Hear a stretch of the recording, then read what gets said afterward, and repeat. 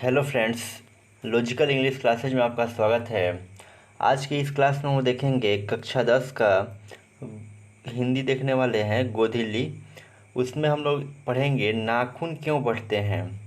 नाखून क्यों बढ़ते हैं आपके हिंदी का एक चैप्टर है, चैप्टर नंबर 4 है। और इसमें हम लोग जानेंगे कि इस चैप्टर से जो भी प्रीवियस क्वेश्चन अभी तक बना हुआ है उस क्वेश्चन को हम लोग देखेंगे। प्रीवियस ऑब्जेक्टिव क्वेश्चंस को हम लोग देखने वाले हैं जो भी एग्ज़ाम के लिए महत्वपूर्ण है। और इसमें इसको तो देखेंगे ही, साथ साथ हम लोग देखेंगे थोड़ा सा हम लोग थ्योरी सेक्शंस पर ध्यान देंगे, ठीक है ना। थ्योरी सेक्शंस में कि क्वेश्चन कहाँ कहाँ से बनता है, यानी मेरे कहने का मतलब ये है कि इसमें सबसे पहले हम आपको बताएंगे लेखक परिचय के बारे में बताएंगे, और भी बहुत सारा तथ्य आपको बताने वाले हैं। उसके बाद हम लोग बढ़ेंगे, डायरेक्टली क्वेश्चन की तरफ बढ़ जाएंगे। तो आप इस वीडियो में आप लास्ट तक बने रहिएगा, और आप लास्ट में आप कमेंट करके ज़रूर बताइएगा कि आपका कितना में कितना मार्क्स सही हो रहा है। और देखिएगा तो सारे क्वेश्चन लगभग जो होंगे, सारे क्वेश्चन जो होंगे प्रीवियस क्वेश्चन होंगे, जहाँ से आपको एक नया आइडिया भी लगेगा कि एग्ज़ाम में कैसा कैसा क्वेश्चन आता है। क्योंकि एग्ज़ाम में क्वेश्चन रिपीट भी हो रहे हैं, इसलिए ये क्वेश्चन आपके लिए बहुत इंपॉर्टेंट हो जाता है। तो चलिए हम लोग देखते हैं। सबसे पहले थ्योरी सेक्शंस को हम लोग देख लेते हैं। तो ध्यान दीजिएगा, सबसे पहले हम लोग चैप्टर 4 नंबर हम लोग 4 देख रहे हैं। तो इसमें आपको क्या ध्यान रखना है, देखिए चैप्टर 4 में आपको ये ध्यान रखना है ना, नाखून क्यों बढ़ते हैं। ये जो है आपका क्या है, एक ललित निबंध है।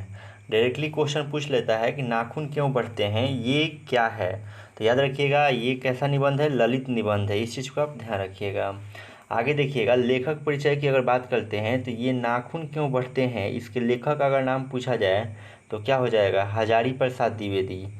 लिख देते हैं यहाँ पर, लेखक का नाम आप याद रखिएगा, हजारी प्रसाद द्विवेदी, ठीक है ना। हजारी प्रसाद द्विवेदी, हजारी प्रसाद द्विवेदी। नाखून क्यों बढ़ते हैं जी, नाखून बढ़ते हैं ना जी। नाखून एक बार नहीं बढ़ता है, कई बार आप काटिएगा तो बार बार नाखून बढ़ता है, यानी कि 1000 बार बढ़ता है। तो इससे आप याद रखिएगा कि नाखून 1000 बार बढ़ता है। इसका मतलब क्या है कि इसके लेखक जो है हजारी प्रसाद क्या हैं, द्विवेदी हैं। स्पष्ट हो गया। नाखून क्यों बढ़ते हैं, इसके लेखक का नाम क्या है, हजारी प्रसाद द्विवेदी। नाखून एक बार नहीं बढ़ता है, 1000 बार बढ़ता है, इसलिए नाखून क्यों बढ़ते हैं, इसके लेखक का नाम क्या हो जाएगा, हजारी प्रसाद द्विवेदी हो जाएगा। अब ध्यान दीजिएगा, लेखक परिचय में सबसे पहले देखिएगा, हजारी प्रसाद द्विवेदी जी का जन्म कहाँ होता है, जन्म कब होता है, तो सन 1907 ईस्वी में क्या होता है, इनका जन्म होता है। और जन्म स्थान जब पूछे कि इनका जन्म स्थान क्या है, तो याद रखिएगा छापड़ा बलिया उत्तर प्रदेश में, छापड़ा बलिया उत्तर प्रदेश में। और यहाँ इनके गांव का नाम है आरती दुबे, ठीक है ना, आरत दुबे। इनके गांव का नाम क्या है, आरत दुबे है। और दूसरी बात इसमें क्या याद रखना है कि इनका निधन कब होता है, 1979 में दिल्ली में इनका निधन, क्या दिल्ली में इनका निधन हो जाता है। देखिए महत्वपूर्ण जो होता है ना, इनकी जो रचना है यही क्या है, महत्वपूर्ण है। यहाँ से प्रश्न पूछा जाता है कि हजारी प्रसाद द्विवेदी की कौन कौन सी रचना है। तो याद रखिएगा, जो अशोक का फूल है ये बहुत इंपॉर्टेंट है। बहुत सारे रचना किए हुए हैं लेकिन ये इंपॉर्टेंट है, अशोक के फूल किसने लिखा है, हजारी प्रसाद द्विवेदी। दूसरा इसमें क्या इंपॉर्टेंट है, शीरीष के फूल, ठीक है ना, शीरीष के फूल उन्हीं के माध्यम से लिखा गया है। और इसमें याद रखिएगा आलोक पर्व भी किसके द्वारा, हजारी प्रसाद द्विवेदी के द्वारा लिखा गया है। अगला याद रखिएगा इसमें विचार प्रवाह, याद रखिएगा विचार प्रवाह किसके द्वारा लिखा गया है, हजारी प्रसाद द्विवेदी। और विचार और तर्क जो है इन्हीं के द्वारा, हजारी प्रसाद द्विवेदी के द्वारा लिखा गया है।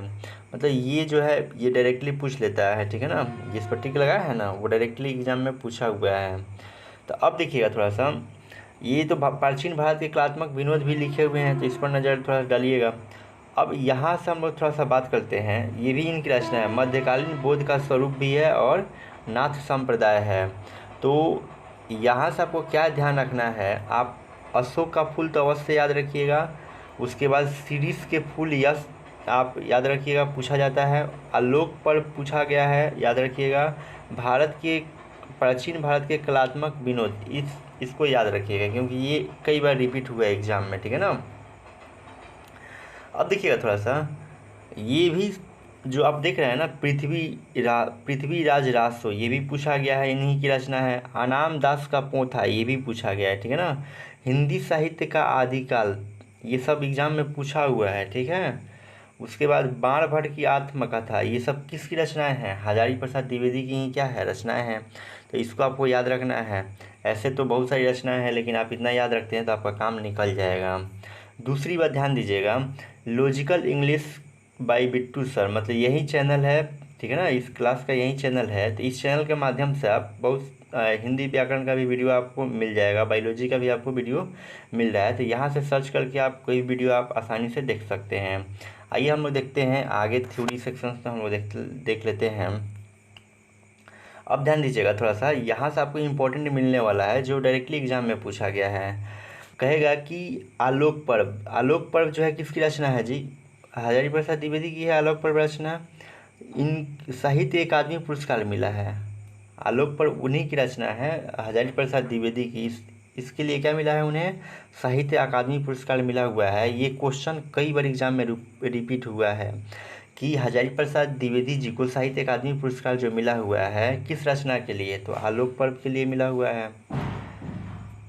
दूसरी बात इसमें क्या ध्यान रखना है कि भारत सरकार जो है इनको पद्म भूषण सम्मान से भी क्या करती है? सम्मानित करती है। तो पद्म भूषण सम्मान कौन दी है? भारत सरकार ने दिया है। और अगला बात याद रखना है कि जो लखनऊ विश्वविद्यालय है वहाँ लखनऊ विश्वविद्यालय द्वारा डिलीट की उपाधि उन्हें मिला हुआ है। तो डायरेक्टली क्वेश्चन यहाँ से ही पूछा हुआ है कि डिलीट की उपाधि हजारी प्रसाद द्विवेदी को कौन सा विश्वविद्यालय ने दिया है? लखनऊ विश्वविद्यालय ने दिया है। तो इस चीज़ को ध्यान रखिएगा। ये तीनों पॉइंट जो है ना, तीनों पॉइंट जो है बहुत इंपॉर्टेंट है, क्योंकि यहाँ से पूछा गया है कि साहित्य अकादमी पुरस्कार जो है हजारी प्रसाद द्विवेदी जी के किस रचना के लिए मिला है? तो आलोक पर्व की रचना के लिए मिला है, ठीक है ना। और डिलीट की उपाधि उन्हें किस विश्वविद्यालय से मिला है? तो लखनऊ विश्वविद्यालय से मिला है। ये तीनों पॉइंट जो है इम्पोर्टेंट है। और भारत सरकार क्या करती है? पद्म भूषण सम्मान से उनको सम्मानित करती है। अगर अगला बात देखा जाए तो इनकी प्रारंभिक शिक्षा की बात किया जाए कि प्रारंभिक शिक्षा कहाँ हुआ था? तो घर पर ही हुआ था, लेकिन संस्कृत भाषा में हुआ था। शिक्षा का माध्यम क्या था? संस्कृत माध्यम था। तो हजारी प्रसाद द्विवेदी जी की शिक्षा का माध्यम जो था या भाषा जो था संस्कृत भाषा था। आगे हम लोग देखते हैं, आगे देखिएगा, उच्च स्तर की शिक्षा के लिए ये कहाँ चले जाते हैं? काशी हिंदू विश्वविद्यालय में गए। उच्च शिक्षा के लिए उच्च शिक्षा किस विश्वविद्यालय में ग्रहण करते हैं? काशी हिंदू विश्वविद्यालय में ग्रहण करते हैं। कौन? हजारी प्रसाद द्विवेदी जी क्या करते हैं? ग्रहण करते हैं। ये सब जो है आपके एग्जाम के लिए बहुत ही इंपॉर्टेंट पॉइंट है। अब चलिएगा यहाँ से हम लोग शब्द निधि देखेंगे, और शब्द निधि जो होगा आपके लिए बहुत फायदेमंद होगा, क्योंकि शब्द निधि में आपको देखिए प्रवाची शब्द तो मिल ही जाएगा, और अनेक शब्दों के लिए एक शब्द जो पूछा जाता है वो भी मिल जाएगा। जैसे यहाँ पर लिखा गया है ना, अल्पज्ञ। अल्पज्ञ किसको बोलते हैं? जो कम जानने वाला होता है उसको क्या बोलते हैं? अल्पज्ञ बोलते हैं। दयनीय किसको बोलेंगे? दया करने योग्य जो होता है उसको हम लोग क्या बोलते हैं? दयनीय बोलते हैं। तो इस चीज़ को भी आप ध्यान रखिएगा। आगे देखिएगा, आगे जो है नखधर। नखधर किसको बोलेंगे? तो जो नख को धारण करने वाला होता है उससे हम लोग नखधर बोलते हैं। चाहे नाखून वाला, जिसके पास नाखून बड़ा बड़ा हो उसको हम लोग क्या बोलेंगे? नखधर बोलेंगे। और बेहाया किसको बोलेंगे? जो बेशर्म हो, जो निर्लज हो, यानी कि जिसको शर्म नहीं आता है उसको हम लोग क्या बोलेंगे? बेहाया।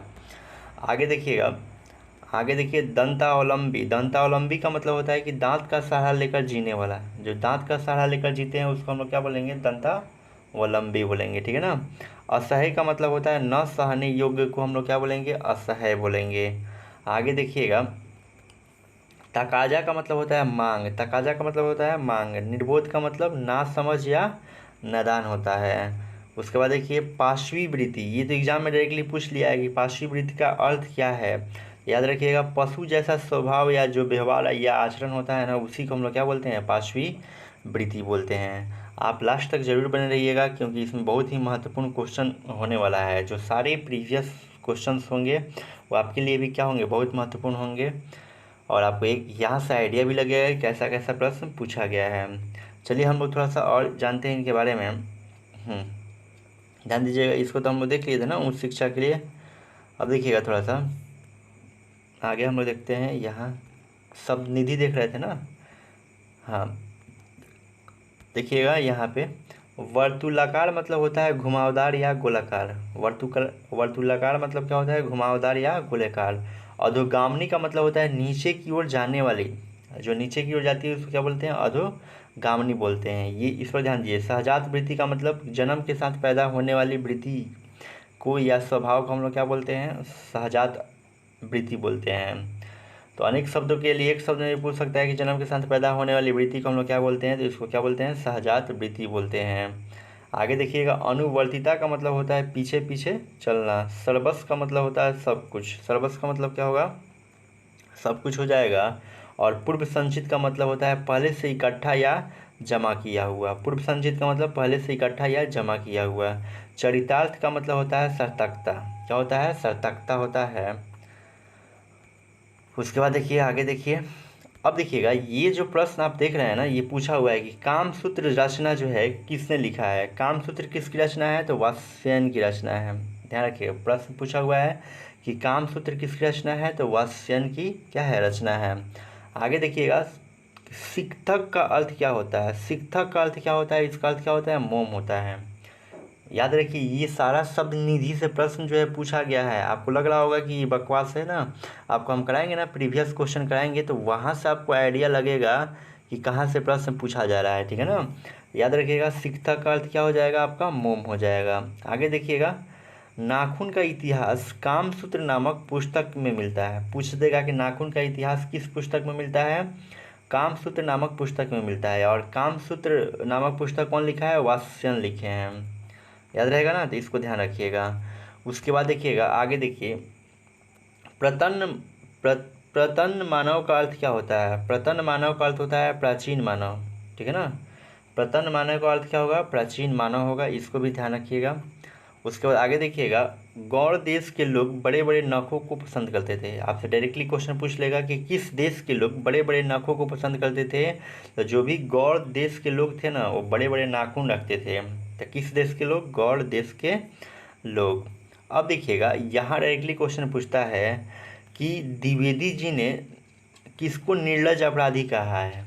द्विवेदी जी ने किसको निर्लज अपराधी कहा है, तो ध्यान दीजिएगा, जो नाखून है उसी को क्या बोलेंगे, निर्लज अपराधी बोले हैं। क्योंकि नाखून हमेशा बढ़ जाता है, आप बार बार काटते हैं फिर भी क्या हो जाता है, बढ़ जाता है। तो इसलिए द्विवेदी जी नाखून को क्या बोले हैं, निर्लज अपराधी बोले हुए हैं। अब देखिएगा, दधीची की हड्डी से इंद्र का वज्र बना था। तो यहाँ डायरेक्टली क्वेश्चन पूछता है कि किसके हड्डियों से इंद्र का वज्र बना हुआ था, तो दधीची की हड्डियों से बना हुआ था। आगे देख लीजिएगा, आगे है, अलकतक का अर्थ क्या होता है। अलकतक का अर्थ होता है आलता। अलकतक का अर्थ क्या होता है, आलता होता है। तो ये सारी जो अभी करा रहे हैं ना, बहुत ही इंपॉर्टेंट है, ठीक है ना। आपके रिविजन्स के लिए ही करा रहे हैं, ताकि ज़्यादा से ज़्यादा क्या हो जाए, आपका रिविजन्स हो जाए। ऐसे तो हम पढ़ा चुके हैं, लेकिन ज़्यादा से ज़्यादा रिवीजन होगा तो आप ही को फ़ायदा होने वाला है।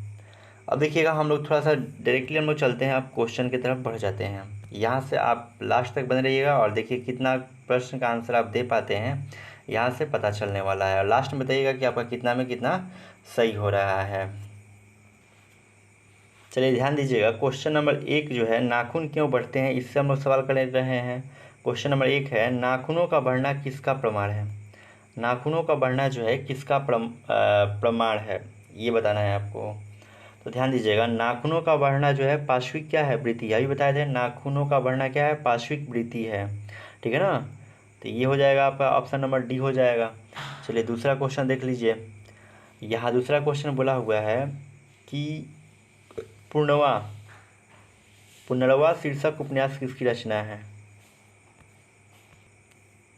पुनर्नवा शीर्षक उपन्यास किसकी रचना है। ध्यान दीजिएगा, ये भी लिखा गया है, किसके द्वारा लिखा गया है, हजारी प्रसाद द्विवेदी के द्वारा लिखा गया है। तो इसको याद रखिएगा, पूछा है ना, पुनर्नवा लिखा है, तो हजारी प्रसाद द्विवेदी जी के द्वारा हो जाएगा। आगे हम लोग बढ़ते हैं और अगला क्वेश्चन देखते हैं। देखिए सारा क्वेश्चन जो है पूछा गया है। क्वेश्चन नंबर 3 देखिए, नाखून क्यों बढ़ते हैं शीर्षक पाठ साहित्य की कौन सी विद्या है। नाखून क्यों बढ़ते हैं शीर्षक पाठ साहित्य की कौन सी विद्या है।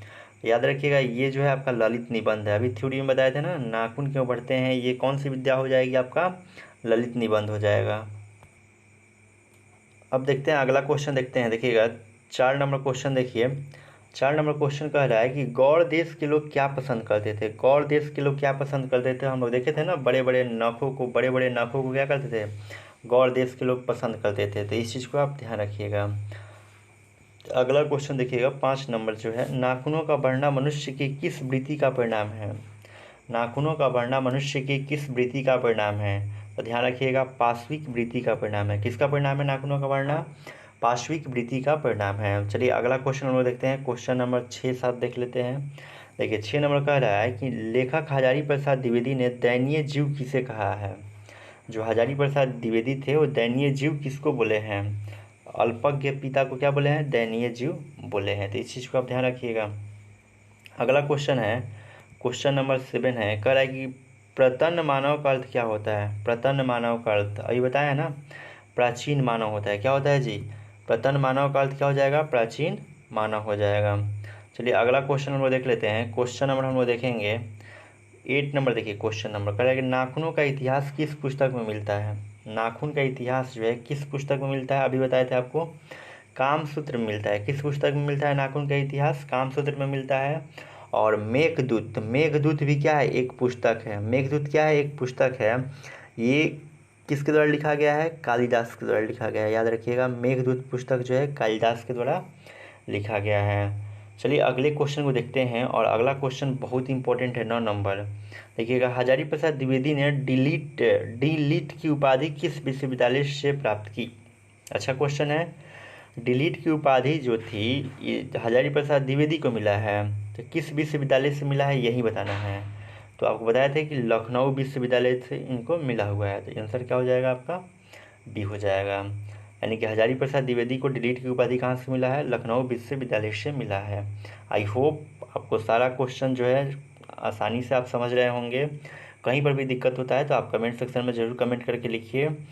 अगर आपको ये वीडियो समझ में आ रहा है तो आप ज़्यादा से ज़्यादा इस चैनल को सब्सक्राइब कर सकते हैं, लाइक कर सकते हैं और अपने दोस्तों के बीच शेयर भी कर सकते हैं। अब चलिए हम लोग देखते हैं अगला क्वेश्चन देखते हैं, और क्वेश्चन नंबर हम लोग का होगा 10 नंबर होगा। देखिएगा 10 नंबर क्वेश्चन क्या है।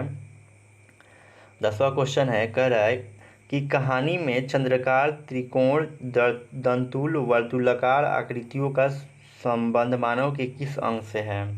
ये जो चंद्राकार देख रहे हैं, त्रिकोण देख रहे हैं, दंतुल देख रहे हैं, वर्तुलाकार देख रहे हैं, इसमें मानव का संबंध जो है किस अंग से है आपको ये बताना है। तो ये मानव का संबंध जो है नख से है। नख मतलब नाखून से है। ठीक है ना, स्पष्ट हो गया। चलिए अगला क्वेश्चन, अलकतक का अर्थ है, अभी आपको बताया था ना अलकतक का अर्थ क्या है, याद रखिएगा आलता। अलकतक का अर्थ क्या होता है? आलता होता है। चलिए अगला क्वेश्चन हम देखते हैं।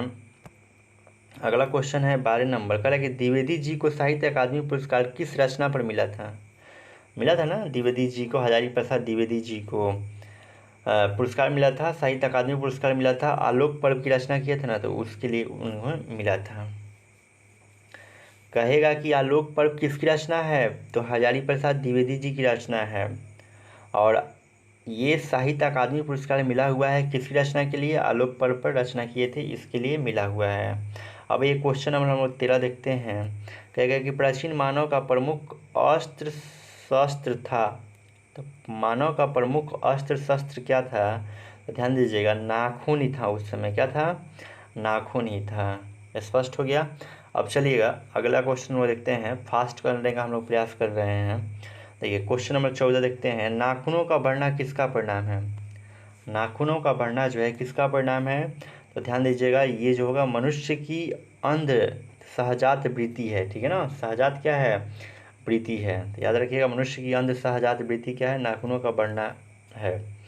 अगला क्वेश्चन देखिएगा, क्वेश्चन नंबर 15, सब पुराने अच्छे नहीं होते हैं, सब नए खराब नहीं होते हैं, ऐसा किसने कहा है? सब पुराने अच्छे नहीं होते हैं और सब नए खराब नहीं होते हैं, ऐसा किसने कहा है? तो याद रखिएगा, ऐसा बोले हैं वात्स्यायन बोले हैं। कौन बोले हैं? वात्स्यायन। तो 16 का आंसर क्या हो जाएगा आपका? सी हो जाएगा। चलिए अगला क्वेश्चन हम लोग देखते हैं, और क्वेश्चन नंबर हम लोग का होगा 16 नंबर होगा। नखधर मनुष्य आज किस पर भरोसा कर रहा है? नाखून वाला मनुष्य है आजकल किस पर भरोसा कर रहा है? बोलिए। तो ध्यान दीजिएगा, जो नखधर मनुष्य है आजकल जो है एटम बम पर, किस पर? एटम बम पर क्या कर रहा है? भरोसा कर रहा है। स्पष्ट है। आपको बंदूक तो होगा नहीं, लाठी तो होगा नहीं, लोहे के विभिन्न हथियार पर नहीं, एटम बम पर। नाखून वाला नाखून वाला मनुष्य जो है आज किस पर भरोसा कर रहा है? एटम बम पर कर रहा है। 16 का आंसर क्या हो जाएगा? राइट आंसर सी हो जाएगा। अब चलिए क्वेश्चन नंबर 17 देखते हैं। कह रहा है 17 नंबर कि मनुष्य की मनुष्यता वही वही है कि वह सबके दुख सुख को सहानुभूति के साथ देखता है। यह तथ्य किसका है? ध्यान रखिएगा, यह तथ्य जो है गौतम बुद्ध का है। गौतम बुद्ध कहे हुए हैं कि मनुष्य की मनुष्यता वही है कि वह सबके दुख सुख को सहानुभूति के साथ देखता है। ठीक है ना? यह कथन किसका है? तो गौतम बुद्ध का है। कालिदास जी एक पुस्तक लिखे थे। कौन सा पुस्तक लिखे थे? मेघदूत नामक पुस्तक लिखे थे। तो इस चीज़ को आप ध्यान रखिएगा। चलिए आगे देखते हैं 18 नंबर क्वेश्चन। नाखून क्यों बढ़ते हैं के निबंधकार कौन है? बिल्कुल इजी प्रश्न है। क्या हो जाएगा? आचार्य हजारी प्रसाद द्विवेदी हो जाएगा। आचार्य हजारी प्रसाद द्विवेदी एक और पुस्तक लिखे हैं जो पूछा जाता है, अशोक के फूल। अशोक के फूल इन्हीं का लिखा हुआ है। ठीक है ना? अशोक का फूल जो है आचार्य हजारी प्रसाद द्विवेदी जी का लिखा हुआ है। अगला क्वेश्चन देखिए 19 नंबर। आचार्य हजारी प्रसाद द्विवेदी जी का साहित्य की किस विद्या में लेखन नहीं है? साहित्य की किस विद्या में जो है आचार्य हजारी प्रसाद द्विवेदी जी का लेखन नहीं है? तो ध्यान दीजिएगा, कहानी के क्षेत्र में जो है इनका लेखन बहुत कम मिलता है। ठीक है ना? तो 19 का राइट आंसर क्या हो जाएगा? आपका सी हो जाएगा। चलिए अगला क्वेश्चन देखते हैं। और अगला क्वेश्चन हम लोग देखेंगे, क्वेश्चन नंबर हम लोग देखते हैं 20 नंबर देखते हैं। कौन सी रचना हजारी प्रसाद द्विवेदी जी की नहीं है? तो अशोक का फूल है, ये है ना। बाणभट्ट की आत्मकथा भी है, हिंदी साहित्य का आदिकाल भी है, माटी की मूर्तें नहीं हैं। कौन सा नहीं है? माटी की मूर्तें नहीं है। तो ऑप्शन नंबर क्या हो जाएगा इसका? बी हो जाएगा। ये देख रहे हैं ना, अशोक के फूल, बाणभट्ट की आत्मकथा, हिंदी साहित्य का आदिकाल, ये सब आचार्य हजारी प्रसाद द्विवेदी के द्वारा लिखा गया है। स्पष्ट हो गया? तो अब चलिए अगला क्वेश्चन हम लोग देखते हैं। क्वेश्चन नंबर हम लोग 21 देखते हैं। द्विवेदी जी ने निर्लज अपराधी किसे कहा है? नाखून को बोला है। ये तो सिंपल क्वेश्चन है ना। नाखून को द्विवेदी जी ने क्या बोला है? निर्लज अपराधी बोला है। ठीक है ना? चलिए अगला क्वेश्चन वो देखते हैं 22 नंबर का। कामसूत्र किसकी रचना है? तो अभी बताए थे कामसूत्र किसकी रचना है? वात्स्ययन की रचना है। कामसूत्र किसकी रचना है? वात्स्ययन की रचना है। चलिए अगला क्वेश्चन हम देखते हैं। क्वेश्चन नंबर देखिए, क्वेश्चन नंबर जो होगा 23 नंबर होगा। सिकथक का अर्थ क्या है? थ्योरी सेक्शन में बताया था ना सिकथक का अर्थ क्या है, शब्द निधि से आपको बताए थे। तो सिकथक का अर्थ क्या हो जाएगा? मोम हो जाएगा। तो इस चीज़ को आप ध्यान रखिएगा। आई होप आपको सारा क्वेश्चन जो है आपको समझ में आ रहा है। अगर सही सारे क्वेश्चंस को देख लीजिए, सारे क्वेश्चन जो है आपका कहीं ना कहीं प्रीवियस में पूछा हुआ है। तो ये सेशन आपको अच्छा लग रहा होगा तो लाइक का बटन तो बनता ही है। और वैसे स्टूडेंट जो पहली बार इस चैनल पर आए हुए हैं, वैसे स्टूडेंट इस चैनल को सब्सक्राइब कर ले ताकि आपको पल पल का नोटिफिकेशन मिलता रहे और कोई भी वीडियो आप मिस ना कर पाएँ। चलिए हम देखते हैं अगला क्वेश्चन देखते हैं। और अगला क्वेश्चन भी बहुत महत्वपूर्ण होने वाला है। देखिए सिंपल सा क्वेश्चन है। कह रहा है 24 नंबर, महाभारत क्या है? आपको बताना है कि महाभारत क्या है। तो ध्यान दीजिएगा, महाभारत जो है आपका क्या है? पुराण है। क्या है? महाभारत जो है आपका क्या है? पुराण है। तो याद रखिएगा, महाभारत क्या हो जाएगा? आपका पुराण हो जाएगा। चलिए अगला क्वेश्चन 25 नंबर देखिएगा। कह रहा है कि हजारी प्रसाद द्विवेदी द्वारा रचित है। हजारी प्रसाद द्विवेदी क्या लिखे हुए हैं? तो पहला ही लिखे हुए नाखून क्यों बढ़ते हैं, इन्हीं के द्वारा लिखा गया, हजारी प्रसाद द्विवेदी के द्वारा। अभी क्या 26 नंबर क्वेश्चन देखिएगा। कह रहा है कि ललित निबंध है।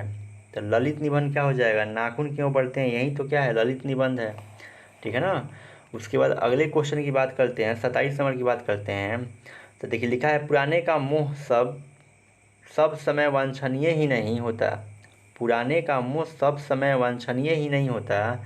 यह लेखक की पंक्ति है, मतलब यह किस लेखक की पंक्ति है, ये बताना है आपको। ठीक है ना? ये आचार्य हजारी प्रसाद द्विवेदी जी की पंक्ति है। ठीक है ना? कि पुराने का मोह सब समय वांछनीय नहीं होता, ये किस लेखक की पंक्ति है? तो आचार्य हजारी प्रसाद द्विवेदी जी की है। इस चीज़ को आप ध्यान रखिएगा। अब चलिएगा क्वेश्चन नंबर हम लोग देखते हैं 28 नंबर देख लेते हैं क्वेश्चन। देखिए कह रहा है कि प्राचीन काल में दक्षिण भारत के लोग कैसा नाखून रखते थे? दक्षिण भारत के लोग जो थे कैसा नाखून रखते थे? तो वो नाखून रखते थे छोटे छोटे। कैसा नाखून रखते थे दक्षिण भारत के लोग? छोटे छोटे रखते थे। अगला क्वेश्चन देखिएगा। कह रहे 29 नंबर, दधीची की हड्डी से क्या बना था? दधीची की हड्डी से क्या बना था? तो इंद्र का वज्र बना था। क्या बना था? इंद्र का वज्र बना था। तो ये क्वेश्चन याद रहेगा ना। चलिए अगला क्वेश्चन हम लोग देखते हैं, और अगला क्वेश्चन जो होगा आपका 30 नंबर होगा और बहुत इंपॉर्टेंट है। देखिए 30 नंबर करे क्या, आलोक पर्व, ये किसकी रचना है? आलोक पर्व आचार्य हजारी प्रसाद द्विवेदी जी का है। आलोक पर्व शीर्षक निबंध किसकी रचना है? किसकी रचना है? आचार्य Hazari Prasad Dwivedi. Option number right ही, ये नंबर क्या हो जाएगा आपका? राइट हो जाएगा। चलिए 31 नंबर हम लोग देखते हैं। 31 देखिएगा, कह रहा है कि आचार्य हजारी प्रसाद द्विवेदी जी का जन्म कब हुआ था? तो इनके जन्म की बात करते हैं हम लोग, तो क्या हो जाएगा इसका राइट आंसर? 1907 ईस्वी में क्या हुआ था? इनका जन्म हुआ था। किसका? आचार्य हजारी प्रसाद द्विवेदी जी का जन्म जो हुआ था 1907 में हुआ था। स्पष्ट है। और आचार्य हजारी प्रसाद द्विवेदी जी का एक महत्वपूर्ण पुस्तक का नाम क्या है? आलोक पर्व, ये पूछता है, ठीक है ना। साहित्य अकादमी पुरस्कार जो है इसी की रचना के लिए आचार्य हजारी प्रसाद द्विवेदी जी को दिया गया था। और नाखून क्यों बढ़ते हैं किसकी रचना है? आचार्य हजारी प्रसाद द्विवेदी जी की ही रचना है। चलिए हम लोग अगला क्वेश्चन देखते हैं, और अगला क्वेश्चन हम लोग का होगा 32 नंबर क्वेश्चन होने वाला है। अब देखिए क्वेश्चन नंबर 32 कह रहा है कि हजारी प्रसाद द्विवेदी जी का जन्म कहाँ हुआ था? हजारी प्रसाद द्विवेदी जी का जन्म कहाँ हुआ था? तो बलिया उत्तर प्रदेश में हो जाएगा। क्या हो जाएगा? सी नंबर, बलिया उत्तर प्रदेश, ठीक है ना। अब चलिए क्वेश्चन नंबर हम लोग देखते हैं, अगला क्वेश्चन देखते हैं, क्वेश्चन नंबर 33 देखते हैं। कौन मनुष्य का आदर्श नहीं बन सकती? कौन मनुष्य का आदर्श नहीं बन सकती, आपको बताना है। तो ध्यान दीजिएगा, बंदरिया जो है मनुष्य का आदर्श नहीं बन सकती। तो याद रखिएगा कौन मनुष्य का आदर्श नहीं बन सकती? बंदरिया। तो 33 का राइट आंसर क्या हो जाएगा आपका? ऑप्शन नंबर बी हो जाएगा। चलिए अगला क्वेश्चन हम देखते हैं, और क्वेश्चन नंबर अगला है आपका 34 नंबर देखेंगे हम लोग। कह रहे कि देवताओं का राजा से किन्हें संबोधित किया गया है? देवताओं का राजा से किन्हें संबोधित किया गया है? तो याद रखिएगा इंद्र भगवान को देवताओं का राजा बोला जाता है। ये तो बात पहले से आप लोग जानते होंगे। अगला क्वेश्चन देखिएगा 35 नंबर, कह रहा है कि नख यानी कि नाखून जो है किसका प्रतीक है? नाखून किसका प्रतीक है? तो ये जो है नाखून जो है पशुता का प्रतीक है। किसका प्रतीक है? पशुता का प्रतीक है। आंसर जो हो जाएगा आपका बी हो जाएगा। चलिए अगला क्वेश्चन हम देखते हैं, और अगला क्वेश्चन है 36 नंबर। पृथ्वीराज रासो, बहुत अच्छा है, ठीक है ना। पृथ्वीराज रासो जो है किसका संपादन है? किनका संपादन है? तो क्या हो जाएगा? आचार्य हजारी प्रसाद द्विवेदी का है। पृथ्वीराज रासो जो है किनका संपादन है? आचार्य हजारी प्रसाद द्विवेदी का है। अगला क्वेश्चन देख लीजिएगा 37 नंबर। हजारी प्रसाद द्विवेदी को कब पद्म भूषण की उपाधि से सम्मानित किया गया था? देखिए पद्म भूषण जो उपाधि है ना, इनको भारत सरकार द्वारा क्या किया गया था? प्रदान किया गया था। लेकिन इसमें पूछा हुआ है कि कब प्रदान किया गया था, तो आप याद क्या रखिएगा? 1957 ईस्वी में। क्या याद रखिएगा? 1957 ईस्वी में इन्हें प्रदान किया गया था। चलिए अगला क्वेश्चन देखते हैं, और अगला क्वेश्चन देख लीजिए, फिर वही क्वेश्चन रिपीट हो रहा है। इसका मतलब कि बहुत इंपॉर्टेंट है। अशोक के फूल किसकी रचना है? अशोक के फूल किसकी रचना है? तो आचार्य हजारी प्रसाद द्विवेदी जी की रचना है। स्पष्ट है। अशोक का फूल हो गया इनका, आलोक पर्व हो गया, ठीक है ना। किसके द्वारा लिखा गया है? आचार्य हजारी प्रसाद द्विवेदी। नाखून क्यों बढ़ते हैं? इन्हीं के द्वारा लिखा गया है। चलिए अगला क्वेश्चन है, लेखक के अनुसार मनुष्य के नाखून किसके जीवंत प्रतीक हैं? लेखक के अनुसार मनुष्य के नाखून जो हैं किसके जीवंत प्रतीक है? इसके लिए आपको ऑप्शन मिलेगा, यहाँ पर मिलेगा, ठीक है ना। देखिएगा आपको ऑप्शन मिलता है, देखिए ऑप्शन ये है, मनुष्यता का, सभ्यता का, पार्श्वी वृत्ति का, सौंदर्य का। बताइए इसका राइट आंसर क्या हो जाएगा? तो ध्यान दीजिएगा, इसका राइट आंसर क्या हो जाएगा? सी हो जाएगा। मनुष्य का नाखून जो है पार्श्वी वृत्ति का क्या है? चिन्ह है या संकेत है, ठीक है ना। अगला क्वेश्चन देखिएगा 40 नंबर, कह रहे कि हजारी प्रसाद द्विवेदी जी की मृत्यु कब और कहाँ हुई थी? तो याद रखिएगा हजारी प्रसाद द्विवेदी जी की मृत्यु जो हुई थी 1979 ईस्वी में दिल्ली में हुई थी। कहाँ हुई थी? दिल्ली में हुई थी। 41 नंबर क्वेश्चन देखिएगा, सहजात वृत्तियाँ किसे कहते हैं? सहजात वृत्तियाँ किसे कहते हैं? तो ध्यान दीजिएगा, सहजात वृत्तियाँ जो बोलते हैं अनजान स्मृतियों को क्या बोलते हैं? सहजात वृत्तियाँ बोलते हैं। तो आंसर क्या हो जाएगा? 41 का बी हो जाएगा। सहजात वृत्तियाँ किसे बोलेंगे? अनजान स्मृतियों को बोलेंगे। आपको हम शब्द निधि में इसको हम करा चुके हैं। देखिए ये पूछा गया ना, 18 में पूछा है, 22 में पूछा है, हो सकता है आप पूछते हैं। चलिए अगला क्वेश्चन हम लोग देखते हैं। क्वेश्चन देखिएगा 42 नंबर का, द्विवेदी जी ने किसने पूछा, द्विवेदी जी से किसने पूछा था नाखून क्यों बढ़ते हैं? अब बताइए, आप पढ़े होंगे तो वहाँ से पता लगा होगा कि द्विवेदी जी मतलब हजारी प्रसाद द्विवेदी जी से कौन पूछता है, लेखक से कौन पूछता है कि नाखून क्यों बढ़ते हैं। तो याद रखिएगा, इसमें जो छोटी लड़की होती है ना वही पूछती है, उनकी छोटी लड़की पूछती है कि नाखून क्यों बढ़ते हैं, तो छोटी लड़की हो जाएगा आंसर।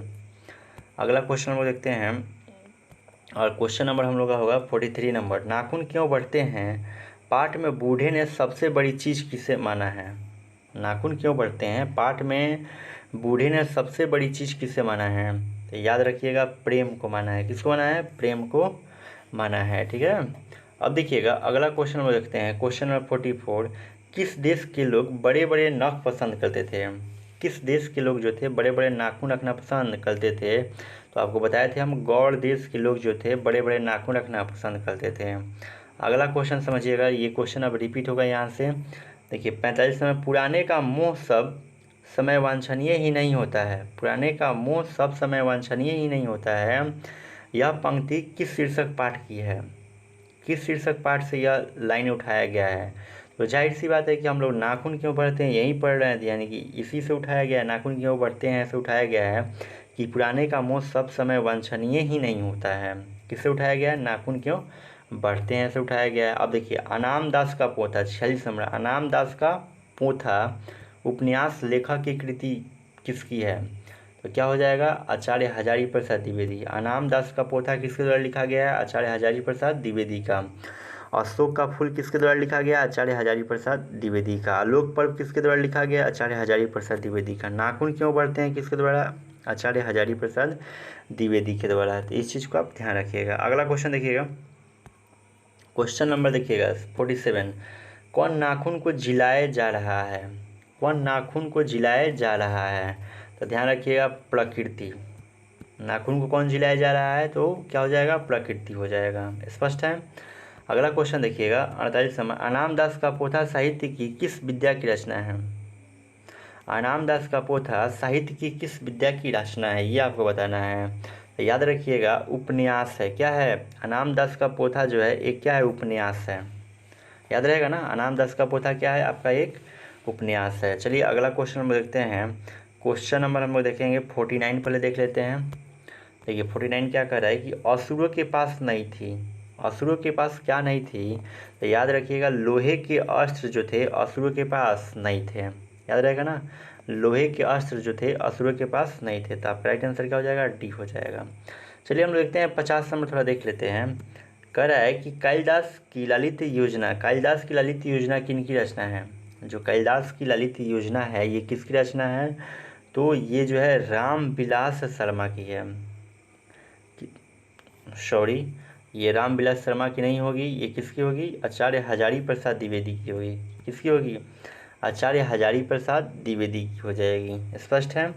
यानी कि कालिदास की ललित योजना किनकी रचना है, आचार्य हजारी प्रसाद द्विवेदी। क्योंकि इन्हीं के चैप्टर से हम लोग पढ़ रहे हैं, नाखून क्यों बढ़ते हैं, सब कुछ उसी में लिखा था कि कालिदास की ललित योजना किसकी रचना है जी, आचार्य हजारी प्रसाद द्विवेदी की रचना है। अनाम दास का पोथा किसकी रचना है, हजारी प्रसाद द्विवेदी। अशोक के फूल किसने लिखा है, हजारी प्रसाद द्विवेदी। आलोक पर्व किसके द्वारा, हजारी प्रसाद द्विवेदी के द्वारा लिखा गया है। आइए अगला क्वेश्चन हम लोग करते हैं।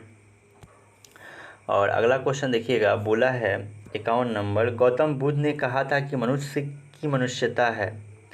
गौतम बुद्ध ने कहा था कि मनुष्य की मनुष्यता है, ऐसा मतलब गौतम बुद्ध मतलब क्यों कहे हुए थे। तो ध्यान रखिएगा, इसका राइट आंसर क्या हो जाएगा, ए नंबर हो जाएगा। सभी के दुख सुख को सहानुभूति के साथ देखने के लिए बोले हुए थे, ठीक है ना। चलिए हम लोग देखते हैं क्वेश्चन नंबर अगला देखते हैं, 52 नंबर देख लेते हैं। देखिए 52 नंबर क्या है आपका क्वेश्चन, करे कि नखधर मनुष्य अब क्या लेकर आगे की ओर चल रहा है। नखधर मनुष्य मतलब नाखून जो मनुष्य बढ़ाया हुआ है उसको छोड़ के अब आगे की ओर क्या लेकर जा रहा है। तो याद रखिएगा कि एटम बम लेके जा रहा है। क्या लेकर जा रहा है, एटम बम। यानी कि पहले का मनुष्य जो काम नाखून से कर लेता था, अब का मनुष्य किस बम से, एटम बम से क्या कर रहा है, काम कर रहा है। अगला क्वेश्चन देखिएगा, क्वेश्चन नंबर 53 है। मनुष्य किसको नहीं बढ़ने देगा। मनुष्य किसको नहीं बढ़ने देगा, नाखून को काटेगा। नाखून 1000 बार बढ़ेगा और नाखून को काटेगा। तो इसलिए आप याद रखिएगा नाखून क्यों बढ़ते हैं। इस लेखक का नाम क्या है? हजारी प्रसाद द्विवेदी। आलोक पर्व किसने लिखा है? हजारी प्रसाद द्विवेदी। अशोक के फूल किसने लिखा है? हजारी प्रसाद द्विवेदी। अनाम दास का पोथा किसने लिखा है? हजारी प्रसाद द्विवेदी। आशा करते हैं कि आपको वीडियो जो है अच्छा लग रहा होगा। तो एक लाइक का बटन अवश्य बनता है और आप अपने दोस्तों के पास ज़्यादा से ज़्यादा शेयर कीजिए ताकि इस चैनल के बारे में पता चल सके और उनको भी लाभ मिल सके।